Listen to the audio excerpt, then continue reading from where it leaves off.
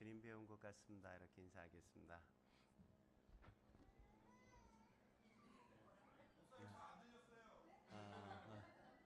네. 널 보니까 주님을 본 것 같아.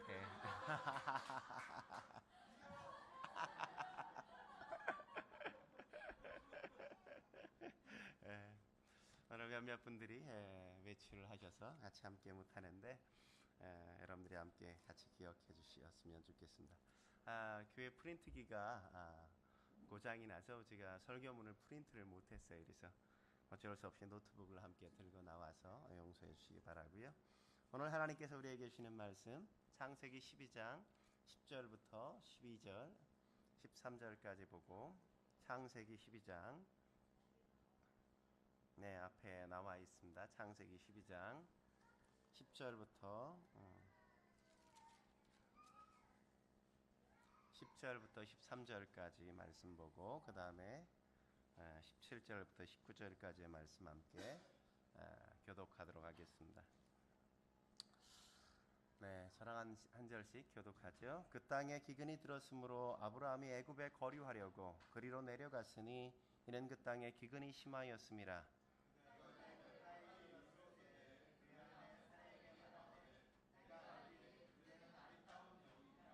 애굽 사람이 그들을 볼 때 이르기를 이는 그의 아내라 하여 나는 죽이고 그대는 살리리니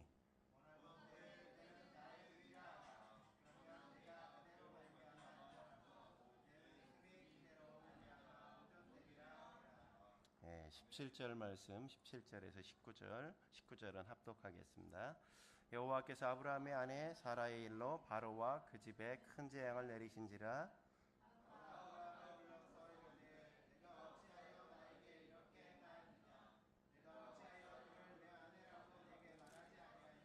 함께 읽겠습니다. 내게 어찌하여 그를 누이라 하여 내가 그를 데려다가 아내를 삼게 하였느냐. 내 아내가 여기 있으니 이제 데려가라 하고. 아멘. 오늘은 안전지대는 없다는 주제로 함께 말씀을 나눌까 합니다. 주제가 뭐라고요? 안전지대는 없다. 안전지대는 없다. 형도 여러분, 마지노선이라는 이야기 들어보셨죠? 마지노선. 마지노선이라는 말이 뭐예요? 최후의 방어선이라는 이런 의미죠. 최후의 방어선. 이 단어가 어떻게 생긴지 아십니까? 2차 세계대전에 앞서 프랑스가 독일이 자기네 나라를 침공해 올 것을 알고 미리 대비하고 방어진지를 구축하기 시작했단 말이죠. 당시 프랑스 육군 장관이 누구였냐면 앙드레 마지노라는 사람이었어요. 이 사람이 이 요새를 만들 것을 제안했기 때문에 이 진지를 가르쳐서 마지노선 이렇게 이름을 지었단 말이죠. 이 마지노선, 프랑스가 이 요새를 만들기 위해서 1927년부터 무려 10년 동안이나 공들여서 완성했던 방어 진지 구축을 이걸 한 거란 말이죠. 1차 세계대전 때의 경험을 살려서 지세도 충분히 활용했습니다. 전차의 침입을 막기 위한 이중 철골벽도 만들었어요. 그리고 보병을 막기 위해서 철조망 지대도 역시 설치했습니다. 직경 6m나 되는 거대한 콘크리트 벽을 세워서 더 이상 누구도 감히 이 자리엔 침공해 올 수 없을 거라는 거대한 장벽을 설치했단 말이죠. 그리고 지하 깊숙이에 땅을 파가지고 그 속에 발전실, 탄약고, 작전실, 통신실 이런 것들을 설치해서 이제는 누구도 침범할 수 없는 난공불락의 성, 마치 여리고 성과 같은 거대한 진지를 그 안에 세워서 감히 누구도 침공해 오지 못하게 만들었단 말이죠. 그런데 막상 2차 세계대전이 벌어지고 나니까 마지노선이 아무런 의미가 없었어요. 이 사실을 1940년 5월에 독일이 프랑스가 이렇게 다 진지를 구축해서 침공해 올 걸 다 대비한 걸 알고 프랑스가 독일이 벨기에와 룩셈부르크를 그 중간을 틈타서 침공해 와서 이 진지가 아무 쓸모가 없게 된 거예요. 아무 쓸모가 없게 됐어요. 그래서 마지노선은 한 번도 써보지 못하고 그냥 폐물이 되었다는 거 아니겠어요? 우리의 삶도 마찬가지 아니겠어요? 사람들이 자신의 안전을 지키기 위해서 무언가 끊임없이 마지노선과 같은 것들을 끊임없이 세워가지 않습니까? 더 많은 재물과 부를 축적하는 이유 무엇 때문이에요? 그것이 나를 안전하게 지켜줄 거라고 생각하기 때문 아니겠어요? 더 높은 명예를 추구하는 이유 무엇 때문입니까? 그 명예가 사람들 가운데 나를 지켜줄 거라는 기대가 있기 때문 아니겠습니까? 우리가 장수를 위해서만이 아니라 즐거운 인생을 살기 위해서 우리는 한결같이 자신의 건강을 지켜야 된다고 끊임없이 골라 먹잖아요. 건강식품 엄청 챙겨 드시잖아요. 식탁 위에 얼마나 많은 건강 보조식품들이 즐비하게 널려 있는지 어떤 분은 그것도 다 챙겨 먹으면 그것만 가지고도 한 끼 식사 넉넉하다 이렇게 얘기하시는 분들도 계시더란 말이죠. 좋다는 건 그냥 뭐든지 다 골라 먹는 이 세대. 어쩌면 이 모든 욕구는 나의 안전에 대한 욕구를 채우기 위한 것 아니겠습니까? 그러나 그런 마지노선이 프랑스를 안전하게 지킬 수 없었던 것처럼 우리가 생각하는 그 안전을 위한 그 어떤 도구들도 결코 우리의 안전을 지키지 못한다는 사실을 우리가 여실하게 느낄 때가 참 많이 있지 않습니까? 세상 그 어디에도 우리를 안전하게 지켜줄 보장할 만한 그 어떤 것이 있지 않다는 사실을 우리는 삶의 순간순간 경험하고 느끼며 살아가고 있지 않습니까? 오늘 본문에도 그런 사건을 경험하고 있는 것 아니겠습니까? 오늘의 사건을 경험한 아브라함 역시도 아마 나의 인생에 그 어디에도 안전지대는 없다는 걸 철저하게 깨닫고 느끼지 않았을까요? 안전지대는 없단 말이죠. 그런 약속의 땅 가나안 땅에 도착했습니다. 그곳에 도착하면 하나님이 약속하신 땅이니까, 하나님이 주신 가나안 땅이니까 그 땅이면 이제 내가 영원하게 편안한 안식을 누리며 살 거라는 거대한 기대감이 그 마음속에 있었단 말이죠. 무려 1,500에서 2,000명이나 되는 거대한 자기의 부족들, 자기의 가족들을 이끌고 무려 1,600km를 여행해서 한 2년 정도 걸려서 그 거대한 무리를 이끌고 그 갈대아 우르를 떠나서 이 땅에 가나안 땅으로 드디어 도착해서 그곳에 정착하려고 했는데 그 땅에도 가보니까 안전하지 않았어요. 그 땅에 뭐가 일어났어요? 그 땅에 기근이 일어났단 말이죠. 기근이 찾아왔어요. 뭐야, 여기 오면 풍요, 여기 오면 편안한 안식이 있을 거라고 생각했는데 오자마자 기근이 탁 들어버리니까 황당한 거죠. 황당한 거. 뭔 생각을 했을까요? 여기도 안전하진 않네. 여기도 편안한 산만 있는 건 아니구나. 이런 생각이 어쩌면 그들의 마음속에 있지 않았겠어요? 세상엔 안전지대는 없구나. 어디도 안전지대는 없구나. 그런 생각이 그 마음속에 있지 않았겠어요? 성 어거스틴이 뭐라고 이야기했습니까? 하나님이시여, 당신의 품 안에 안식을 얻기까지 결코 우리는 영원히 안식을 누릴 수가 없습니다. 우리가 살아가는 인생길, 나그네로 살아가는 삶의 길, 거기에는 언제나 안전지대는 있지 않단 말이죠. 그렇다면 우리가 하나님 안에서 진정한 안식을 얻기 위해 어떻게 해야 될까요? 하나님 안에서 진정한 안식을 얻기 위해 우리가 해야 될 게 무엇일까요? 우리가 해야 될 그 일 무엇일까요? 첫째로 우리는 계리하기 아니라 기도하기로 작정해야 된단 말이죠. 계리하기 아니라 잔머리가 아니라, 다른 말로 하면 잔머리가 아니라 기도하기로 우리가 작정할 수 있어야 된다는 겁니다. 성도 여러분, 여러분의 인생의 기근이나 어떤 어려운 문제가 딱 벌어지면 여러분 가장 먼저 뭐 하실 것 같아요? 뭐 하실 것 같아요? 기도할 것 같아요? 우리 박혜성 집사님 너무 거룩하셔서 천성에서 지금 막 임재하신 분 같아요. 사람들 대부분 뭐 해요? 어떻게 하지? 어떻게 하자. 이건 뭐야 이거? 어떻게 하지? 이런 고민부터 시작하잖아요. 그죠? 고민해요.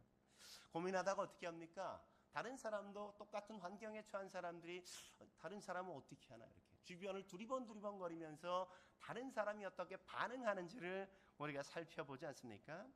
가만히 살펴보니까 아브라함도 살펴보니까 가나안 땅에 기근이 들자 많은 사람들이 애굽으로 막 내려가는 거예요. 애굽으로 막 내려가는 거예요. 그래서 오늘 아브라함 역시 가나안 원주민들과 함께 그렇게 가나안 땅으로 내려가고 있는 모습을 오늘 본문에서 우리가 확인할 수 있지 않습니까?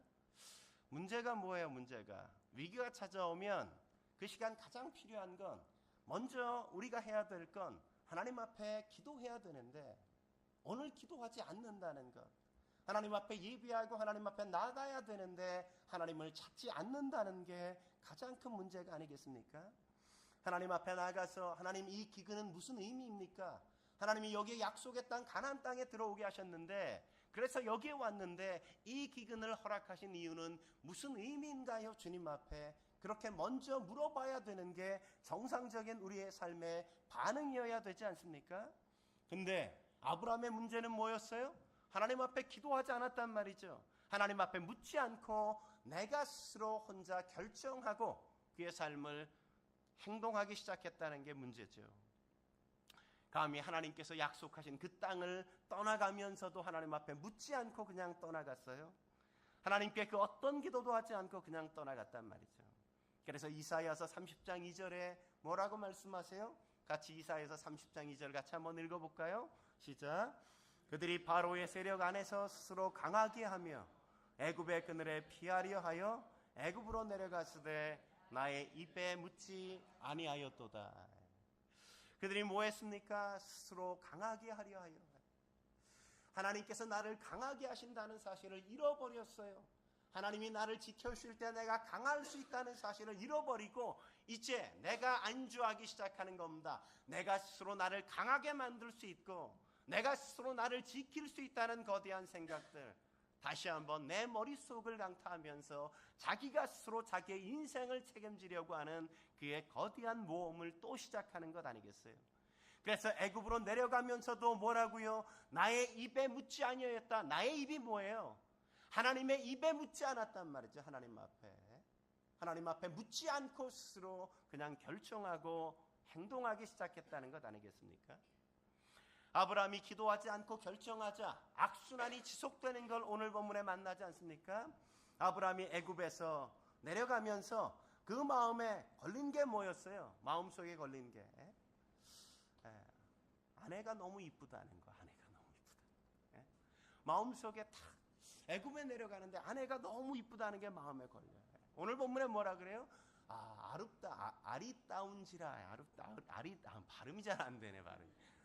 제가 별로 익숙하지 않은 말이라 이게 잘 안 써봐서 이게 잘 입에 안 익네. 아리따운지라.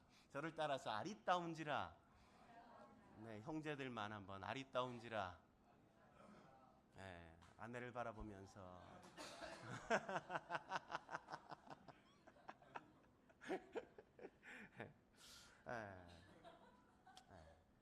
너무너무 아름다웠단 말이죠. 여기서 아리따운지라는 말은 마치 외모에서 빛이 날 정도로 그렇게 아름다웠다 이런 거예요. 빛이 날 정도로 아름다워.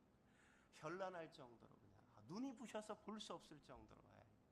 근데 왜 제 눈은 이렇게 멀쩡하게 뜨고 있는지 제가 참 이해가 잘 안 돼요. 그만큼 아름다웠어요. 생각해 보세요. 아브라함이 갈대아 우르를 떠날 때 75세, 그의 아내는 65세였습니다. 그러면 한 2년 동안 여행했으면 지금 몇 세? 사라의 나이 67세, 최소한 67세예요. 67세. 우리 권사님 연세 몇 세예요? 67세인데 너무 아름다웠어. 너무 아름다워. 아리따운지라. 아리따운지라. 저는 이 부분에 대해서 너무너무 감사를 드려요. 저는 너무너무 자유로워요. 별로 아내가 너무 아름다워서 어디 가는데 걱정할 필요가 거의 없어요. 아내를 모시고 다녀도 별로 다른 사람의 시선이 의식되지 않는 그냥 뭐 너무너무 편안하고 안식이 막 그냥 따로 두고 다녀도 별로 이렇게 염려되거나 걱정되지 않는 안식이 내 마음속에. 우리 형제들은 좀 어려우시겠어요. 그래서 참 안 돼 보여서. 얼마나 아름다운지 그런 인생이었단 말이죠. 근데 편안한 외모 얼마나 좋습니까? 너무 자유롭게만 생기지 않으면 괜찮단 말이죠. 그죠? 너무 추상화처럼 생기지만 않으면 괜찮아요. 이게 편안하고 좋은 거예요. 좋은 거. 근데 아름다운 아내를 둔 아브라함, 이게 마음에 걸렸어요. 아브라함이 제일 마음에 걸리는 게 아내였단 말이죠. 근데 그 마음에 걸리면 어떻게 해야 돼요? 그러면 하나님 앞에, 하나님, 제가 지금 애굽에 내려가는데 제 아내가 너무 이뻐서 걱정이에요. 걱정. 혹시 다른 사람이 제 아내를 탐하면 어떻게 할까? 이게 걱정입니다. 이렇게 물으면 좋은데 이 인간이 또 묻질 않네요. 묻질 않아. 또 어떻게 해요? 그가 잔머리를 굴리죠. 계략을 꾸민단 말이죠. 오늘 보면 12절 13절 말씀 같이 한번 읽어볼까요? 12절 13절 같이 읽겠습니다. 시작. 애굽 사람이 그대를 볼 때 이르기를 얘는 그의 아내라 하여 나는 죽이고 그대는 살리리니 원하건대 그대는 나의 누이라 하라. 그리하면 내가 그대로 말미암아 안전하고 내 목숨이 그대로 말미암아 보존되리라 하니라. 문제가 생겼을 때 뭐예요? 기도하지 않았어요? 아직도 기도해야 될 필요성을 느끼지 못하고 있어요. 위협을 느끼면서도 기도해야 될 필요성을 느끼지 못하고 있단 말이죠. 기도하지 않자 뭐가 생각이 나요? 잔머리 굴리는 것밖에 그가 할 수 있는 게 아무것도 없어요. 내가 그냥 계략을 꾸미는 게 전부였단 말이죠. 그가 하나님을 생각하지 않자 내가 나를 구원해야 된다는 것, 나의 안전을 내가 지켜야 된다는 그 강박증에 시달리고 있는 걸 우리가 만나는 것 아니겠습니까? 그러므로 성도 여러분, 여러분도 그렇지 않아요? 우리가 잔머리를 굴리는 이유 무엇 때문입니까? 하나님 앞에 기도하지 않으니까잖아요. 하나님 앞에 묻지 않으니까 우리가 자꾸 잔머리 굴리고 내가 그냥 막 신경을 써서 신경쇠약증에 걸리고 스트레스 받아버리고 그러는 거 아니겠습니까? 하나님은 예레미야 29장 12, 13절에 뭐라고 말씀하세요? 같이 한번 읽어볼까요? 시작. 너희가 내게 부르짖으며 내게 와서 기도하면 내가 너희들의 기도를 들을 것이요 너희가 온 마음으로 나를 구하면 나를 찾을 것이요 나를 만나리라. 할렐루야. 내게 와서 기도하면 내가 너희의 기도를 들을 것이고 너희가 온 마음으로 나를 구하면 나를 찾으면 너희가 나를 만나리라. 주님께서 그렇게 말씀하시지 않았습니까? 이 놀라운 만남이 우리의 삶 속에 언제나 한결같이 일어나고 우리의 인생의 익사이팅한 인생을 걸어가야 하는데 우리가 하나님 앞에 나아가지 않아요. 하나님을 찾지 않아요. 하나님 앞에 무릎 꿇을 줄을 몰라요. 그러니까 여전히 내 머리의 한계를 가지고 이 안 돌아가는 머리, 이 별로 안 썼던 머리를 돌리려니까 힘들고 뻑뻑대는 것들, 그러니까 그냥 두통이 오고 자꾸 엉뚱한 짓 하다가 그렇게 시간을 보내는 게 너무너무 많단 말이죠. 우리의 한계를 인정할 때, 우리의 부족함을 인정하고 하나님 앞에 나가서 우리가 지혜의 근원 되신 그분 앞에 우리가 물을 수 있어야 하는 것 아니겠습니까? 안타깝게도 많은 사람들이 기도의 능력을 믿습니다. 그리고 그것에 대해서, 기도에 대해서 설교를 듣는 것 좋아해요. 근데 문제는 그들이 실제로 기도하진 않는다는 게 문제죠. 기도하지 않는다는 거. 믿음은 기도할 때만 힘을 발휘할 수 있다는 사실을 잊지 마십시오. 기도에 성공하면 모든 것에 성공할 수 있어요. 그러나 기도에 실패하면 모든 것에 실패할 가능성이 크다는 사실을 잊지 마십시오. 그러므로 이 시대의 가장 위대한 사람은 기도에 대하여 아는 사람이 아니라 오늘 무릎 꿇어 기도할 줄 아는 사람이라는 사실을 잊지 마십시오. 그러므로 사무엘 체득이 이렇게 말했다는 사실을 우리가 기억하셔야 될 필요가 있습니다. 악마의 한 가지의 관심은 그리스도인들이 기도를 하지 못하게 하는 것입니다.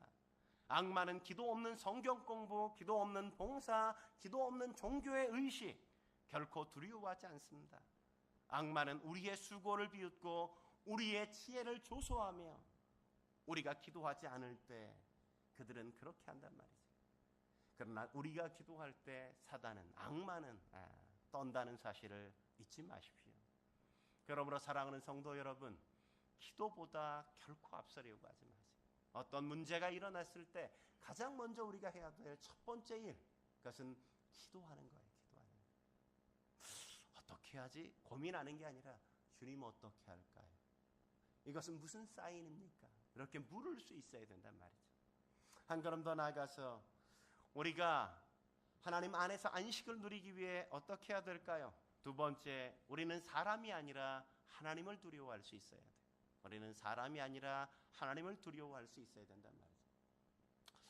오늘 아브라함은 남자의 수치의 대명사가 되지 않습니까? 저는 아브라함과 사라의 부부를 보면서 이렇게 생각되었어요. 남자의 수치 대 여자의 우아함의 대조다. 이렇게 여인의 우아함의 대조. 못난 남자와 그 못난 남자로 인해서 더욱더 빛나는 사라. 그렇지 않습니까? 오늘 본문 12절 13절 다시 한번 읽어볼까요? 12절 13절 읽겠습니다. 시작. 애굽 사람이 그대를 볼 때 이르기를 이는 그의 아내라 하여 나는 죽이고 그대는 살리리니 원하건대 그대는 나의 누이라 하라. 그리하면 내가 그대로 말미암아 안전하고 내 목숨이 그대로 말미암아 보존되리라 하니라. 아마 아브라함이 그의 인생 속에 가장 후회하는, 하나님 앞에 내가 네 소원 하나 들어줄게, 뭘 원하니? 이렇게 얘기할 때 아브라함이 제발 이 사건만은 성경에서 좀 지워주셨으면 좋겠어요. 아마 그러지 않았을까 저는. 그런 생각. 제가 만약 아브라함이면 주님 요것만 좀 어떻게 삭제 안 될까요? 요것만 좀 기록해서 모든 성도들이 좀 모르게 좀, 그래서 천국에 우리가 만날 때 이 얘기 좀 하지 않게 좀 해주세요. 아마 그러지 않았을까 좀 그런 생각을 해봐요. 남자의 수치의 대명사죠. 아브라함이 애굽에 내려가요. 근데 아내가 너무 아름다워요. 외모가 너무 아름답고, 근데 외모보다 더 내면이 아름다운 걸 우리가 만나잖아요. 그래서 걱정이 돼요. 걱정이. 아내가 너무 아름답다 보니까 애굽 사람들이 나를 죽이고 아내를 취해가면 어떻게 하나. 이게 걱정이 돼서 두렵기 시작하단 말이죠. 사람이 두려워서. 이런 두려움까지는 우리가 다 이해할 수는 있잖아요. 그렇게 두려워할 수는 있죠. 그죠? 두려워할 수는 있죠. 근데 참 하지 말아야 될 짓들을 하는 거죠. 참 하지 말아야 될 짓. 어떤지? 여보, 내가 살기 위해선 당신 그냥 누이라고 하면 안 될까? 아니, 그 소리는 하지 말았어요. 그 소리는 하지 말았어요. 나 살기 위해서 당신이 좀 희생 제물이 돼줄래? 이 얘기는 하지 말아야 되잖아요. 하지 말아야 되잖아요. 근데 너무너무 하지 말아야 될 그 이야기를 쪽팔리게 아내에게 그렇게 들이밀고 당당하게, 너무 당당하게 당연한 듯이 그렇게 요구하는 이 못난 남자, 이 모습을 보잖아요. 왜? 사람이 두려우니까. 사람이 두려우니까. 그러면 아름다운 외모의 그 여인 아내로 취하지나 말든지. 감당도 안 되면서 뭘 그렇게. 안타깝죠. 남편이란 작자가 말 같지도 않은 제안을 하면서 그렇게 제안하는 그의 모습이 안타깝고, 근데 말 같지도 않은 진짜 경악할 이야기를 하는데 그런 이야기까지도 다 가슴으로 받아들이고, 그래요? 그러죠. 이렇게 너도 인간이냐 이러면서 머리끄댕이 잡지 않고, 그 이야기까지도 사라는 다 받아들이잖아요. 다 알았다고. 이런 아내를 만나는 우리 여자 성도 여러분 어떠세요? 진짜 너무하는 거 아니야? 아내는 이래야 되는 거예요. 아내는 남자가 좀 못나도 좀 이렇게 덮어주고 그걸 안아줄 줄 아는 넉넉함, 이런 못난 남편을 아브라함이 주인님 이렇게 부른다고요. 주인님. 아유, 그냥 내 말이나 좀 잘 들어. 그럼 반은 가지.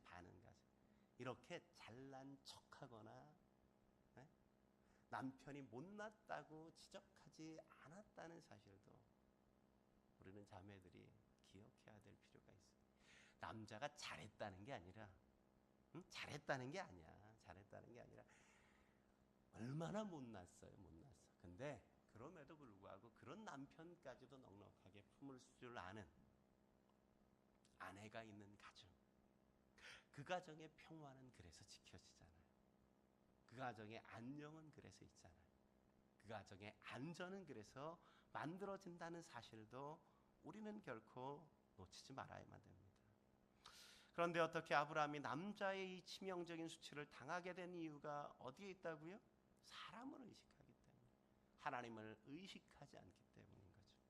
하나님을 바라봐야 될 그 시간, 하나님을 의식해야 될 그 시간, 하나님이 눈에 차지 않으니까 사람이 눈에 들어오고, 하나님의 크심을 잃어버리니까 사람들이 내 마음의 두려움을 자극해서 인생에 무너지는 수치를 경험하게 되는 걸 우리가 만나는 것 아닙니까? 사람을 두려워하는 그 잠깐의 위기는 모면할 수 있지만 그러나 영원히 씻을 수 없는 수치를 아브라함은 여기서 안게 되어지잖아요. 그래서 잠언 기자는 잠언 29장 25절에 뭐라고 말씀하고 있어요? 잠언 29장 25절 같이 한번 읽어볼까요? 29장 25절 같이 한번 읽겠습니다. 시작. 사람을 두려워하면 몰무에 걸리게 되거니와 여호와를 의지하는 자는 안전하리라. 그건 없어요?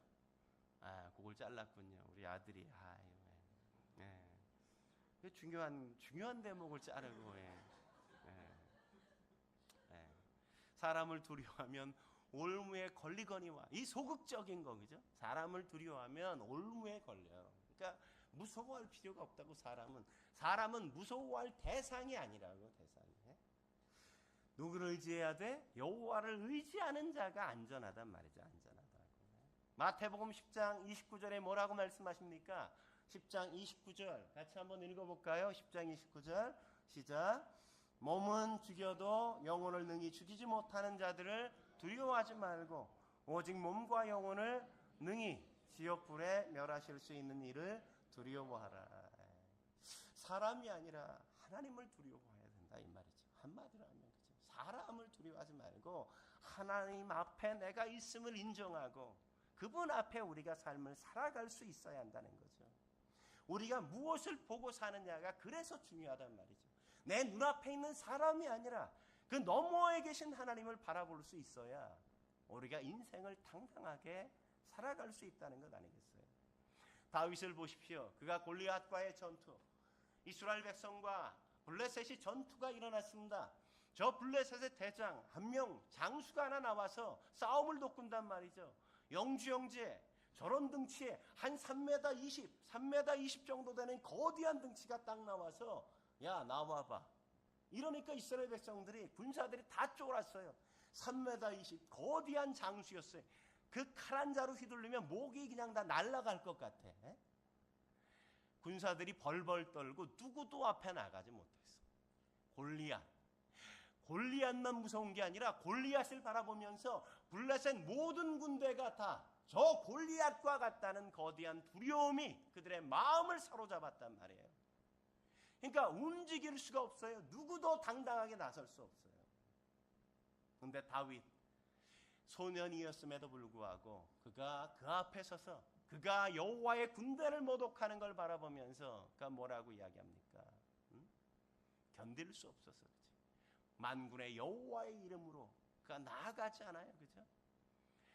그는 뭘 보고 있어요? 골리앗을 보는 게 아니에요. 그는 그 너머에 계신 만군의 여호와 하나님을 바라보고 있었단 말이죠. 네?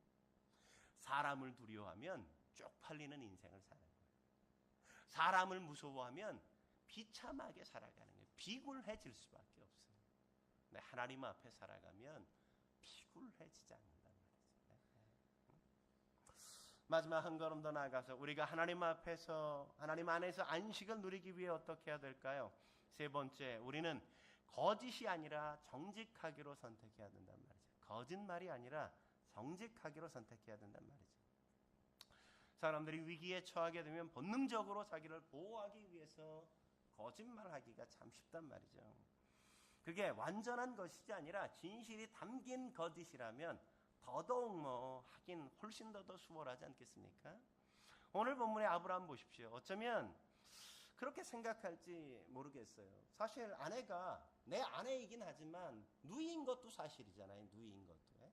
누이였단 말이에요. 누이. 근데 아내이기도 했어요. 근데 중요한 건 뭐예요? 사람의 정체. 더 중요한 정체성이 뭐냐 이거죠. 누이라는 정체성이 지금 더 중요한 거예요? 아내라는 정체성이 더 중요한 거예요? 네? 누이가 중요해? 아내가 중요해? 아내가 중요한 거죠. 누이인 건 사실이지만 지금 이 위험은 그 누이라는 아내가 내 아내라는 게 문제라는 거잖아요. 그죠? 그러면 뭐라고 얘기해야 돼요? 누이라 그래야 돼요? 아내라고 얘기해야 돼요? 아내라고 얘기해야죠. 아내라고. 누이라는 건 사실이지만 아내라고 말하는 게 정당한 거죠. 근데 오늘 아브라함은 뭐라 그래요? 거짓말은 아니잖아 이러면서, 누이 맞잖아 이러면서, 누이라고 좀, 너 누이 맞지? 응 맞아. 그러니까 누이라고 해. 누이라고. 아내라는 건 말할 필요가 없어. 그냥 누이. 네 이렇게. 인간이 그렇게 연약하단 말이죠. 인간이 그렇게 치졸하단 말이죠. 치졸. 그렇게 참 하찮게 행동하는 게 인간의 본성이라는 걸 우리가 잊지 말아야 돼요. 그렇게 행동할 때 에휴 그래 인간 같이 사는구나 이렇게 생각해야지, 이 인간이 어떻게 이럴 수가 있나 이렇게 생각하면 안 돼요. 원래 인간이 그런 거예요. 원래 은혜 안에 있지 않으면 인간은 그럴 수밖에 없다고. 근데 거짓은 어때요? 근데 거짓말은 어때? 거짓말하면 그 거짓말 영원히 숨길 수 있을까요? 숨길 수 없어. 언젠간 드러나게 된단 말이죠. 드러나게 돼. 오늘 본문에도 거짓이 드러나는 장면 우리에게 보여주고 있지 않습니까? 18절 19절 말씀 같이 한번 볼까요? 18절 19절 말씀 같이 읽겠습니다. 시작. 바로가 아브라함을 불러서 이르되 내가 어찌하여 나에게 이렇게 행하였느냐? 내가 어찌하여 그를 내 아내라고 내게 말하지 아니하였느냐? 내가 어찌하여 그를 누이라 하여 내가 그를 데려다가 아내를 삼게 하였느냐? 내 아내가 여기 있으니 이제 데려가라 하고. 아브라함의 거짓이 드러나는 그 순간 얼마나 낯이 뜨끈뜨끈했겠어요. 그죠? 사실 그리스도인, 하나님을 믿는 사람 아니에요. 하나님을 믿는 사람이 사실 세상 사람들에게 당당하게 이렇게 책망할 줄 아는 존재가 되어야 되는데, 도리어 쪽팔리게 책망을 받는 입장이 되어버리니까 얼마나 낯뜨겁고 부끄러운 일입니까? 그죠? 오늘날 교회도 그렇잖아요. 그런 일들이 얼마나 비일비재해요. 목회자의 어떤 성적인 문제, 돈에 관련된 문제뿐만 아니라 장로님들, 교회 중직자들이 그렇게 세상 사람들도 못한 그런 부끄러운 인생을 살아가면서 그렇게 치부가 드러나 고발되어지는 이 인생들, 세상이 정말 책망하고 부끄러운 이야기들 많이 하고 있는 걸 우리가 보지 않습니까? 우리도 낯이 뜨거워서 고개를 들 수가 없단 말이죠. 부정직함은 언제나 드러나게 돼 있어요. 잠언 12장 19절에 뭐라고 말씀하세요? 12장 19절 같이 한번 읽어볼까요? 12장 19절 같이 읽겠습니다. 시작. 진실한 입술은 영원히 보존되거니와 거짓혀는 잠시 동안만 있을 뿐이라. 거짓혀는 뭐예요? 잠시 동안만 있다. 잠시. 그러니까 속이려고 하지 말라고. 속이려고. 거짓말하지 말라는 거죠. 거짓말하면 안 된다는 거죠. 거짓은 감출 수 없는 것이라는 사실을 잊지 마십시오. 잠깐이라는 시간에 여러분의 영원한 운명을 맡겨서는 안 된단 말이죠. 잠깐의 위기는 피할 수 있을지 몰라요. 그러나 그것이 도리어 지울 수 없는 영원한 상처를 내 안에 남길 수 있다는 사실을 결코 잊지 마십시오. 거짓은 지워지지 않는 상처를 남길 수 있는 겁니다. 오늘 아브라함처럼 말이죠. 이 사건은 아브라함을 아는 모든 사람들에게 아브라함의 지워지지 않는 수치, 그 잘못이 영원히 기억될 수 있다는 사실을 우리에게 경고처럼 보여주기 위해서 여기에 이렇게 기록되고 있는지 몰라요. 우리도 이 시대의 수치스러운 아브라함이 될 수 있다는 사실, 이 경고로 우리가 받아야 된단 말이죠. 그럼에도 불구하고 우리의 소망은 뭐예요? 하나님이 아닌가요? 긍휼과 자비가 무궁하신 하나님. 그런 못난 인간에도 불구하고, 그 어리석은 인간의 잘못에도 불구하고 자신의 생존을 지키기 위해서 아내마저도 그렇게 내어 줄 수밖에 없는, 팔아버릴 수밖에 없는 그 인간 아브라함을 하나님께서 여전히 포기하지 않고 그의 인생을 보호하시고 지키시는 걸 우리가 만나지 않습니까? 오늘 17절 말씀에 뭐라고 기록하고 있습니까? 17절 말씀 한번 보실까요? 17절 읽겠습니다. 시작.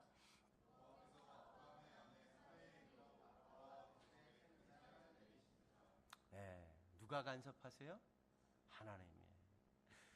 하나님이 막지 않았으면 결코 해결될 수 없는 거죠. 아주 비극적인 일이 그 밤에 일어날 수 있었는데 하나님이 초자연적인 섭리 속에서 아브라함에게 말씀하시지 않고 아브라함 너희는 막 그게 뭐야 이렇게 얘기하지 않고 바로에게 직접 찾아가서 그죠. 바로가 아내를 범하지 못하게 아브라함이 그래서 그 아내를 하나님이 지켜주심으로 아브라함의 자존심을 지킬 수 있게 하나님이 그렇게 배려하시는 걸 우리가 만나지 않습니까?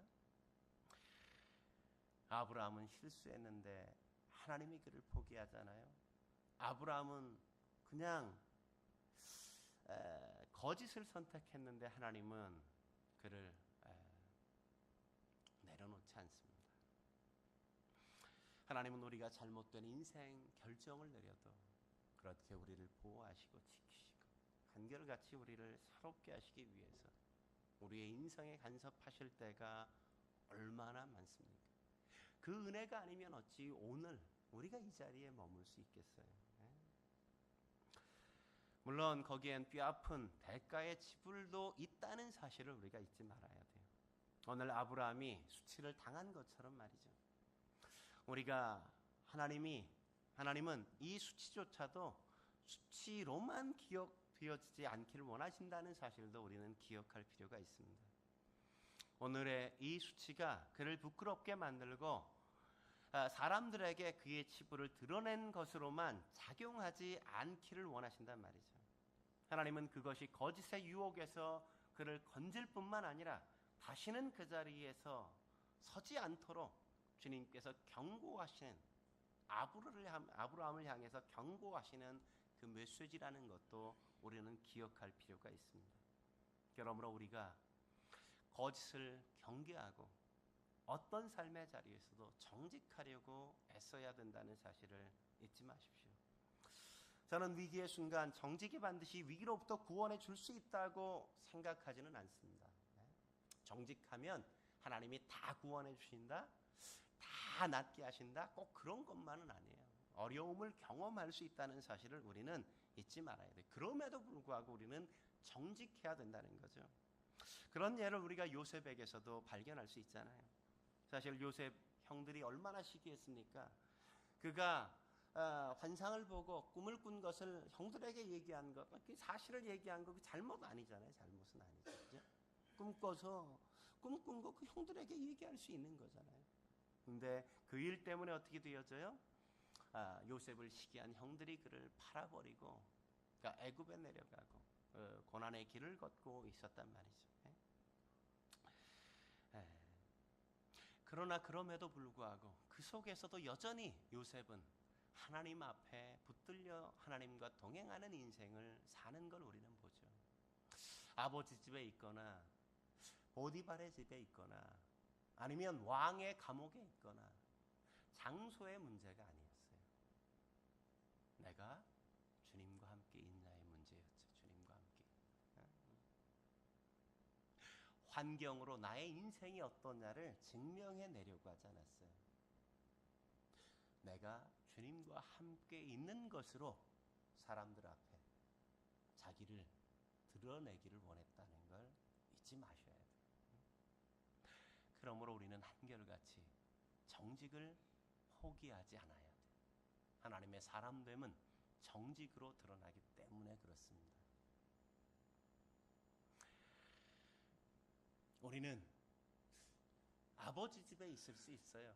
우리는 보디발의 집에서 종노릇 할 수도 있어요. 우리는 왕의 감옥에 죄수처럼 우리가 살아갈 수도 있어요.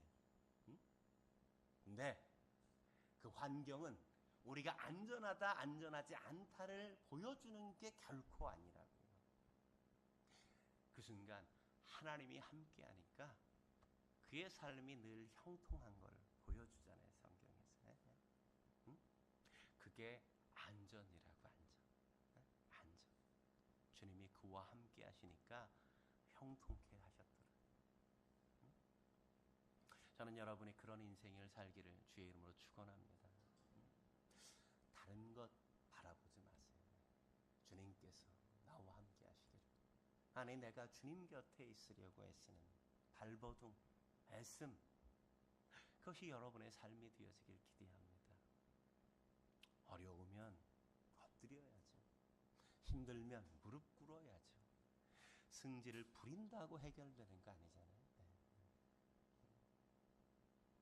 하나님 앞에 나와서 그분 앞에 토로하고 그분 앞에 쏟고 그분께서 내 인생에 간섭하시는 거룩한 은총을 함께 경험할 수 있길 주의 이름으로 축원합니다.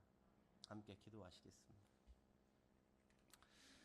거룩하신 하나님 아버지, 오늘도 주님 앞에 나와 함께 주님 바라보게 하시니 감사합니다. 하나님의 크심이 얼마나 놀라운지 오늘도 보게 하시니 감사합니다.